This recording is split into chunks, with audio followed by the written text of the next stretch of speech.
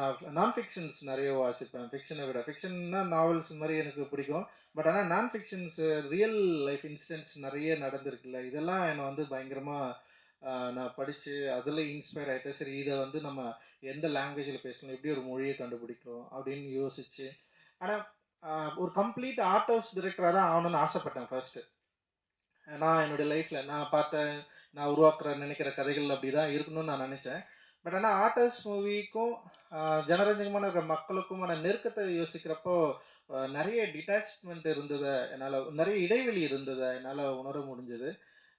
ஏன்னா என் அப்பா அம்மா பற்றி நான் யோசிச்சிருக்கேன், என் அண்ணனை யோசிச்சிருக்கேன், என் தெருவில் இருக்கிறவங்களை யோசிச்சிருக்கேன். ஸோ அவங்கக்கிட்டே என்னுடைய படங்கள் போகணும் அப்படின்னு யோசிக்கிறப்போ, இல்லை என்னோடய தெருவாக இருக்கட்டும், என்னுடைய ஊர் மக்களாக இருக்கட்டும், ஸோ இவங்களும் என்னுடைய படங்களை பார்க்கணும், பேசணும், டிஸ்கஸ் பண்ணணும்னு நினைக்கிறப்போ நான் என்ன யோசிச்சேன்னா, சரி ஓகே, என்னுடைய மொழியில் கொஞ்சம் சமரசம் செய்ய ட்ரை பண்ணேன். பட் ஆனால் என்னுடைய கொள்கையில் சமரசம் செய்ய வேணாம்.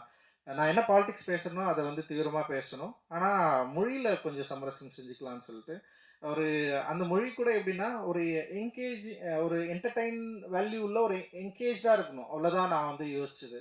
ஒரு ரெகுலர் சினிமாவுக்கான ஒரு பேட்டர்ன்லேயும் இருக்கக்கூடாது அப்படின்னு நான் ட்ரை பண்ணேன். அட்டகத்தி அப்படி தான் நான் ட்ரை பண்ணேன். அது சக்ஸஸ் ஆச்சு. அண்ட் அது ஒரு ஒரு பெரிய வாயிலை எனக்கு திறந்து விட்டது. அப்புறம் மெட்ராஸ் ஒரு பெரிய பேசு பொருளாக ஆனது. அது எனக்கு பல வாய்ப்புகளை கொடுத்தது.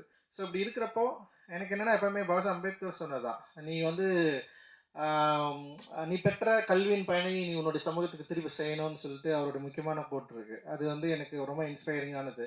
ஸோ அப்போ எனக்கு கிடைச்ச இல்லை எனக்கு கிடைத்த சில விஷயங்களை நான் மக்கள்கிட்டே ஷேர் பண்ணிக்கணும்னு நினைக்கிறேன். அப்போ என் கூட இருக்கிறவங்களுக்கும் நான் ஷேர் பண்ணிக்கணும்னு நினச்சேன் நான். ஸோ அந்த ஷேரிங் தான். ஸோ இப்படி ஒரு ஸ்பேஸை க்ரியேட் பண்ணோம்.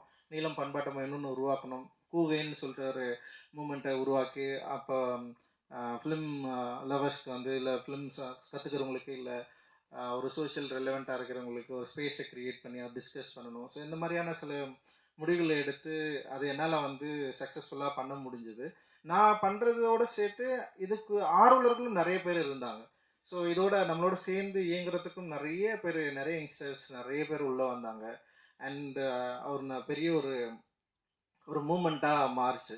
ஸோ அந்த மூமெண்ட்டு மாறினதுக்கப்புறம் நான் என்ன யோசிச்சேன்னா, சரி இதை எப்படியே விட்டுறக்கூடாது, இது இன்னும் நிறைய பேர் உள்ளே கொண்டு வரணும், இன்னும் நிறைய பேசணும், இன்னும் இது ஒரு பெரிய விசாலமான ஒரு ஸ்பேஸாக மாற்றணும் அப்படின்னு தொடர்ந்து யோசிச்சதுன்னு பண்ணால் தான் இந்த வானம் ஃபெஸ்டிவல். பாபா அம்பேத்கருடைய பிறந்தநாள் அண்ட் ஜோதிராவ் அவருடைய பிறந்தநாளை முன்னிட்டு தலித் ஹிஸ்ட்ரி மந்த்தை நம்ம வந்து கொண்டாடலாம் அப்படின்னு யோசிக்கிறப்போ, அப்போ ஆர்ட் ஸ்பேஸு குறிப்பாக கலை இலக்கிய வடிவங்களை நான் வந்து தேர்ந்தெடுத்து இது சம்மந்தமாக பல நிகழ்வுகளை நடத்தலாம், இதில் இருக்கிற ஆர்டிஸ்ட் எல்லாரையும் ஒருங்கிணைக்கலாம்.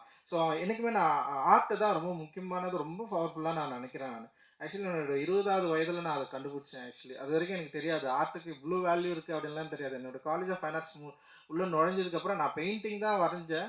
பெயிண்டிங் வரைகிறோன்னா தான் உள்ளே இருந்திருந்தேன். ஆனால் ஃபிலிமை பார்த்தோன்னே எனக்கு வந்து அதோட பயங்கர பவர்ஃபுல் டூலாக எனக்கு வந்து அது தெரிஞ்சுது. அதுக்கப்புறம் தான் தெரிஞ்சுது, நாட் ஒன்லி ஃபிலிம், அப்புறம் இப்போ கவிதை எழுதுறதா இருக்கட்டும், நாவல் எழுதுறதா இருக்கட்டும், இல்லை அது மாதிரி எழுத்தாளர்களாக இருக்கட்டும், இல்லை வந்து ஓவியர்கள், அது மாதிரி புகைப்பட கலைஞர்கள். ஸோ எல்லாருமே ஒவ்வொரு ஸ்பேஸில் பயங்கர பவர்ஃபுல்லாக இருந்திருக்காங்க. அவர்கள் பல போரை நிறுத்துவதற்கான ஆயுதமாக இருந்திருக்கிறாங்க. பல மக்களை வந்து தீவிரமாக அதிகாரத்துக்கு எதிராக, பேசிஸ்டுக்கு எதிராக கிளந்தரக்கூடிய சக்தி படைத்தவர்களாக இருந்திருக்கிறாங்க. ரொம்ப ரொம்ப முக்கியமான ஒரு ரோலை வந்து பண்ணியிருக்காங்க ஆக்சுவலி. ஸோ அது எனக்கு ரொம்ப முக்கியமாக எனக்கு தோணுச்சு. அண்ட் மக்களோட ரொம்ப நெருங்கிய உறவும் இருக்கிறது வந்து ஆர்டிஸ்ட்டுக்கு அப்படின்னு நான் நினைக்கிறேன். ரொம்ப சைக்காலஜிக்கலாக ஆர்ட் வந்து மக்கள்கிட்ட பயங்கரமாக ரிலேட் பண்ணுது, அவங்கள யோசிக்க வைக்குது, அவங்களுடைய தொடர் சிந்தனையிலேருந்து மாற்றி வேற ஒரு நல்ல முற்போக்கான விஷயங்களை நோக்கி நகர்த்துது அப்படின்றதுல எனக்கு ஒரு பெரிய நம்பிக்கை இருந்தது. ஸோ அதனால தான் இந்த ஆர்ட் ஸ்பேஸை வெறும் சினிமா மட்டும் இல்லாமல் பல கலை வடிவங்களை வந்து நம்ம அதில் சேர்த்துக்கணும். எல்லாத்தையும் மக்கள்கிட்ட இந்த ஸ்பேஸை மக்கள்கிட்ட ரிலேட் பண்ணி அவங்கக்கிட்ட கொண்டு போய் கொடுக்கணும். இந்த ஆர்டிஸ்ட்டுக்கும் மக்களுக்குமான இடைவெளியை முதல்ல குறைக்கணும் அப்படின்னு நான் நினச்சேன். ஸோ அப்படி இருக்கிறப்ப தான் இந்த மாதிரி ஃபெஸ்டிவல்ஸை வந்து நம்ம வந்து ஒருங்கிணைக்கலாம் யோசிச்சு ஓவிய exhibition, painting exhibition and photo exhibition and play அப்படின்னு சொல்லிட்டு எல்லாத்தையும் வந்து பிரித்து வந்து நம்ம பண்ணுறோம். And literary festival. ஸோ இப்படி பண்ணுறப்போ ஸோ ஒவ்வொரு ஆர்ட் ஒவ்வொரு ஆர்ட்லேயும் இருக்கிற கலைஞர்கள் முக்கியத்துவம் பெறுறாங்க. அவங்க பேசுறது வந்து மக்கள்கிட்ட கொண்டு போய் சேர்க்கறதுக்கு நம்ம வந்து ட்ரை பண்ணுறோம். அண்ட் பல வடிவங்களில் இது ஒரு விவாதமாக மாறுது. வெறும் இப்போ என்னன்னா காஸ்ட் அப்படின்றது வந்து ஏதோ ஒரு குழுவினருக்கான பிரச்சனை மட்டும் இல்லை, ஒட்டுமொத்த மக்களுக்கான பிரச்சனைன்றதை சொல்றதுக்கு தான் இவ்வளோ ட்ரை பண்ணுறோம் நம்ம. இது இது இது சொல்றதுக்கு இவ்வளோ கஷ்டப்பட வேண்டியது இருக்கு. ரொம்ப சாதாரணமான விஷயம் அது ஆக்சுவலி. பட் ஆனால் நம்ம அப்படி ஒரு காலகட்டத்தில் அப்படி தான் வாழ்ந்துட்டு இருக்கிறோம். நம்ம மக்கள் அப்படி ஒரு நம்பிக்கைகள் இருக்கிறாங்க. அந்த நம்பிக்கைகளை உடைக்கிறதுக்கு இவ்வளோ நமக்கு வந்து தேவைப்படுது. அது ஓணம் ஃபெஸ்டிவல் மூலமாக இத்தனை ஆர்ட் ஃபார்மை பயன்படுத்துகிறது மூலமாக சாத்தியப்படுத்த முடியும். உங்களால் நான் வந்து நம்புகிறேன். நிச்சயமாக நம்மளால் வந்து சாத்தியப்படுத்த முடியும் அப்படின்னு நான் நினைக்கிறேன். அண்ட் இன்னொரு விஷயம் என்னன்னா, நம்ம இப்போ சிந்தனை மாற்றம், ரசனை மாற்றம்னு சொல்லிட்டு தோழர் வந்து சொன்னாலும் ரொம்ப ரொம்ப முக்கியமானது. நம்ம என்ன சினிமா எடுக்க போகிறோம் அப்படின்றத யார் சூஸ் பண்ணுற இடத்துல இருக்கிறாங்க அப்படின்னா, ட்ரெண்டுன்ற ஒரு ஒரு வகைமைக்குள்ளே வந்து நம்ம திருப்பி போய் மாட்டிக்கிறோம். இப்போ நம்ம பசங்க எல்லாருமே வந்து ஃபிலிம் இப்போ வந்து படம் பண்ண ஆரம்பிக்கிறப்ப என்னென்னா சமீபத்தில் ட்ரெண்ட் என்னவா இருக்குது அப்படின்னா, இப்போ வேறு மாதிரி ட்ரெண்ட் போயிட்டுருக்கு. ஸோ எல்லாம் என்ன பண்ணுறோன்னா அந்த மாதிரி யோசிக்க ஆரம்பிச்சிடும். பட் ஆனால் இப்போ நம்ம பார்க்குற ஃபிலிம் மேக்கர்ஸ் யாருமே ட்ரெண்டை ஃபாலோ பண்ணவங்க கிடையாது. இப்போ நீங்கள் வந்து இன்னைக்கு வந்து ரிலீஸ் பண்ண முடியல. இப்போ ரெயின் கூக்லருடைய ஃப்ரூட் வெலிசேஷன் எத்தனை பேர் பார்த்துருக்கீங்கன்னு தெரியல. அவர் ட்ரெண்டை ஃபாலோ பண்ணல. அவர் ரொம்ப ஒரு முக்கியமான ஒரு ஃப்ரூட் வெலிசேஷனில் நடந்த ஒரு இன்சிடெண்ட்டை ரொம்ப உயிராக பயங்கரமாக எடுத்திருப்பார். அது பார்த்தீங்கன்னா அந்த கிளைமேக்ஸ் பார்க்குறப்ப நமக்கே நெஞ்சு பயங்கர பெயினாக மாறிடும். பட் அவர் தான் இன்னைக்கு வந்து சின்ன சின்ன ஒரு படம் எடுத்திருக்காரு. இப்போ ஒரு ஒரு வேஸ்டான ஒரு அங்கிருந்து எவ்வளோ தூரம் வந்திருக்காரு பாருங்களேன்.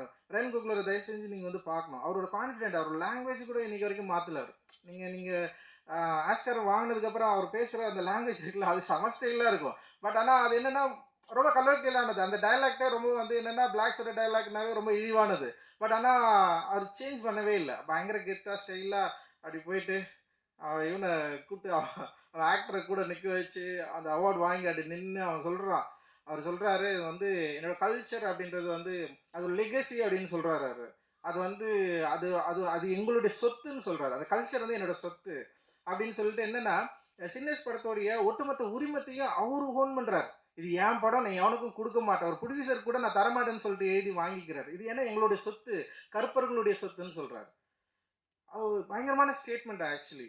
ஸோ வந்து அது அவர் என்னோட சொத்து, என்னோட சொத்தை நான் விட அந்த படமும் அதுதான் பேசுது. அப்ராப்ரியேஷன் பற்றி பேசுது. அதாவது கலை வந்து எப்படி நம்மக்கிட்டேருந்து எடுத்துக்கிறாங்க, இதை எப்படி வந்து மற்றவங்க யூஸ் பண்ணிக்கிறாங்க, அது வந்து அதோட ஒரு உன்னதத்தை வந்து நம்ம எப்படி வந்து கடைசி வரைக்கும் ஹோல்ட் பண்ணுறது அப்படின்றத பற்றி தான் அந்த படம் வந்து பேசுது. அண்ட் ரெயின் குக்லரு அமெரிக்கா அவருக்கு பிளாக் பந்தர் மாதிரியான பயங்கரமான ஒரு படம் எடுத்தவர், சின்னஸ்ன்னு ஒரு படம் எடுக்கிறாருல்ல. ஸோ அது ட்ரெண்டு கிடையாதுல்ல அது. அப்போ அவர் நம்புகிற ஒரு சினிமா, நம்புகிற வாழ்க்கையை, அவருடைய ரசனை இருக்குல்ல, அந்த ரசனை வந்து இன்னைக்கு உலகெங்கும் கொண்டாடுற ஒரு ரசனையாக எப்படி மாறுது அப்படின்றது ரொம்ப ரொம்ப முக்கியமானது. அதனால் நான் உங்ககிட்ட சொல்லிக்க விரும்புகிறது இதுதான். இந்த இந்த ட்ரெண்ட் செட்டோ இல்லை வந்து இங்கே நடக்கிற இந்த சந்தை உலகத்தில் இருக்கிற சினிமாவுக்குமான ஒரு இடம் இருக்குல்ல, அது இல்லாமல் இல்லாமலே நம்மளால் வந்து புழங்க முடியும், இல்லாமலே நம்மளால் வெற்றி அடைய முடியும். நம்முடைய சொல்ல விரும்புகிற கருத்துடைய அந்த உயிர்த்தன்மையை நம்ம சரியாக புரிஞ்சுக்கிட்டோன்னா, அந்த சினிமா மொழியை நம்ம சரியாக கற்றுக்கிட்டோம்னா நிச்சயமாக எல்லாரும் கொண்டாடப்படுகிற ஒரு சினிமா நம்மளால் எடுக்க முடியும். ஏன்னா இங்கே மக்கள் வந்து ரொம்ப ஓப்பனாக தான் இருக்கிறாங்க. இப்போது என்னதான் நான் வந்து ஒரு தலித்து பேக்ரவுண்ட்லேருந்து வந்திருந்தாலும், நான் மேடைக்கு நான் தலித் நான் சொல்லிக்கிட்டாலும் புரியுது அவங்களுக்கு. நான் அப்படி சொல்கிறதன் மூலமாக கூட எனக்கு வந்து நிறைய ஒதுக்குதல் நிகழலாம். ஆனால் தியேட்டரில் அப்படி ஒரு ஒதுக்குதலை நான் பார்க்கவே இல்லை இப்போ வரைக்கும். அப்படி இல்லைன்னா நான் இவ்வளோ தூரம் வந்திருக்க முடியாது, என்னோடய படங்கள் இவ்வளோ வெற்றி பெற்றிருக்க முடியாது, என்னோடய ப்ரொடக்ஷன் படங்கள் இவ்வளோ வந்திருக்க முடியாது. இதில் பாதி பேர் வந்து என்னுடைய தயாரிப்பில் வந்தவங்க தான். ஸோ அதனால் வந்து ஏன் நான் சொல்கிறேன்னா பயப்பட வேண்டிய அவசியமே இல்லை. உண்மையை பேசுகிறவங்களுக்கு எதுக்கு பயம்? நம்ம உண்மையை தான் பேசுகிறோம், பொய்யை பேசுகிறது இல்லை இங்கேல. ஸோ அதுதான் என்னுடைய மிகப்பெரிய தாட்டே. ஸோ அதனால் நான் உங்ககிட்ட என்ன சொல்ல விரும்புகிறேன்னா, ஸோ இந்த ஃபெஸ்டிவலை, ஸோ இந்த மாதிரியான ஸ்பேஸை, ஸோ இப்படி ஒரு மூமெண்ட்டை இல்லை இப்படி ஒரு டிஸ்கஷனை நம்ம சரியாக புரிஞ்சுக்கணும். ஸோ எது நமக்கு தேவை, எது நமக்கு தேவையில்லை, நம்ம எதை நோக்கி நம்ம போகிறோம், எந்த சினிமாவை நம்ம கட்டி எழுப்ப போகிறோம், எந்த சினிமாவை மக்களுடைய ரசனையாக நம்ம மாற்ற போகிறோம். மக்களுக்கு வந்து எனக்கு ரொம்ப ஆச்சரியம். இங்கே பராசக்தியும் பார்த்தாங்க, உதிரிப்பூக்களும் பார்த்தாங்க. அண்ட் ஒவ்வொரு காலகட்டத்திலையும் மிக சீரியஸான ஃபிலிம்ஸ் வந்து இங்கே பயங்கர சக்ஸஸ்ஃபுல்லாக மாறி இருக்கு. வீடு வந்து பார்த்தாங்க இங்கே. அண்ட் வந்து அவ்வளோ சீரியஸான படங்கள் எப்படி சக்ஸஸ் ஆச்சுன்னு ஒரு கேள்வி தமிழ் சினிமா மக்கள் ரசிகர்கள் மேலே வைக்கிறப்போ அவங்க என்றைக்குமே இப்போது நம்ம மாதிரியான திரைப்படங்களை வந்து கைவிடுறதுக்கு அவங்க தயாராகவே இருந்ததில்லை. அவங்ககிட்ட நம்ம கரெக்டாக கொண்டு போய் சேர்த்துட்டோம்னா பயங்கரமாக செலிப்ரேட் பண்ணியிருக்காங்க. ஆனால் தமிழ் சினிமா ரசிகர்கள் மற்ற சினிமா ரசிகர்களை விட ரொம்ப ரொம்ப ஒரு முக்கியமானவர்களாக இருக்கிறாங்க அப்படின்னு நான் நம்புகிறேன். அதனால் அந்த நம்பிக்கையோடு அந்த ஃபெஸ்டிவல்ஸ் உருவாக்குற இந்த எண்ணத்தையும் இந்த சிந்தனையும் நீங்கள் சரியாக புரிஞ்சுக்கிட்டீங்கன்னா உண்மையிலேயே நம்பிக்கை மக்களுக்கு நம்பிக்கை, அதாவது நம்பிக்கை ஏற்படுத்துகிற ஒரு ஒரு ஒரு சிந்தனை மாற்றத்தை, ஒரு பெரிய ரசனையை, ஒரு சினிமா சார்ந்து திரை திரை சார்ந்து இல்லை வந்து இங்கே ஒட்டுமொத்தமாக ஒரு ஆர்ட் ஸ்பேஸ் சார்ந்து நம்மளால் உருவாக்க முடியும் அப்படின்ற எண்ணத்தை உருவாக்க வேண்டிதான் இந்த கூகை திரைப்பட இயக்கம் நீலம் கல்ச்சர் சென்டர் இணைந்து உருவாக்குற இந்த ஃபெஸ்டிவல் பிகே ரோசரி ஃபிலிம் ஃபெஸ்டிவலுடைய நோக்கம் அப்படின்னு நான் உங்ககிட்ட நான் சொல்லிக்க விரும்புகிறேன். அண்ட் ரொம்ப நன்றி நீங்கள் தொடர்ந்து ஆதரவு தெரிவிக்கிறதுல. அண்ட்